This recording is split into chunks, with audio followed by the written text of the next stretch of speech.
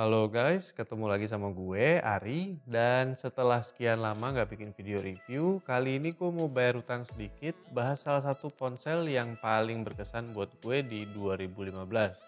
Ponsel ini juga sempat dinobatin sebagai ponsel paling laris versi Lazada tahun lalu.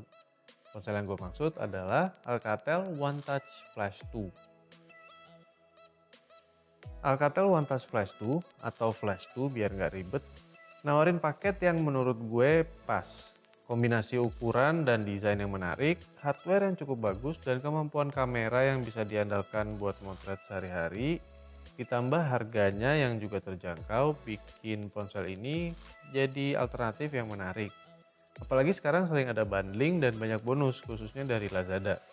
Bentuknya yang sedikit membulat bikin ponsel ini nyaman banget buat digenggam. Sayangnya, layar flash tuh nggak pakai Gorilla Glass atau sejenisnya. Nyebelinnya lagi, nggak ada lapisan oleofobiknya juga. Ini berarti layar bakalan sering banget kelihatan kotor karena memang bikin sidik jari, minyak, keringet, dan debu betah banget nempel lama-lama di layar. Solusinya tentu bisa pakai tempered glass atau screen guard yang udah ada lapisan oleofobiknya, dan di paket penjualannya Flash 2 juga menyetelkan screen guard yang bisa langsung kamu pasang. Prosesor MediaTek MT6753 octa-core yang berjalan di frekuensi 1,3 GHz dan RAM 2 GB bikin ponsel ini lumayan gesit. Apalagi Alcatel memilih untuk mempertahankan Android LUI tanpa terlalu banyak modifikasi.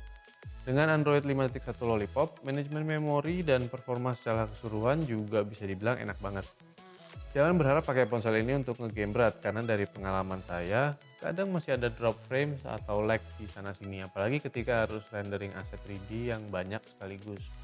Tapi GPU Mali T720 MP3 di Flash 3 masih kuat kok kalau diajak ngegame normal.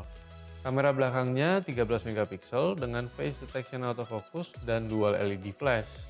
Kamera ini juga dilengkapi lensa dengan aperture f2, bikin dia jadi capable ketika harus motret dengan kondisi pencahayaan yang minim.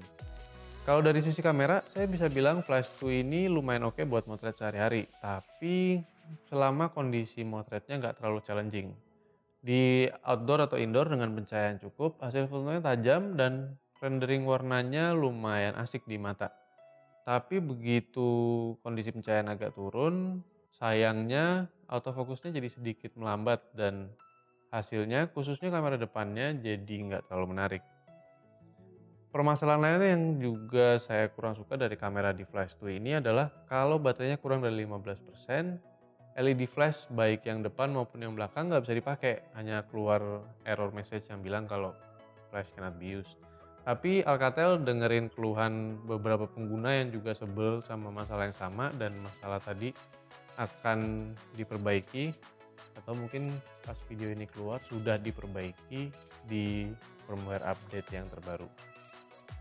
Kamera depannya sendiri 5 megapiksel dan juga sudah dilengkapi LED flash. Jadi kamu bisa selfie baik ketika lagi terang benderang maupun ketika lagi di cafe remang-remang.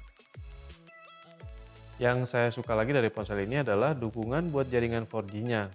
Semua operator 4G bisa dipakai di Alcatel One Touch Flash 2 ini, dan ketika saya coba perpindahan dari data di SIM 1 ke data di SIM 2 lumayan cepat, bahkan lebih cepat dari beberapa ponsel lain yang saya review bersamaan.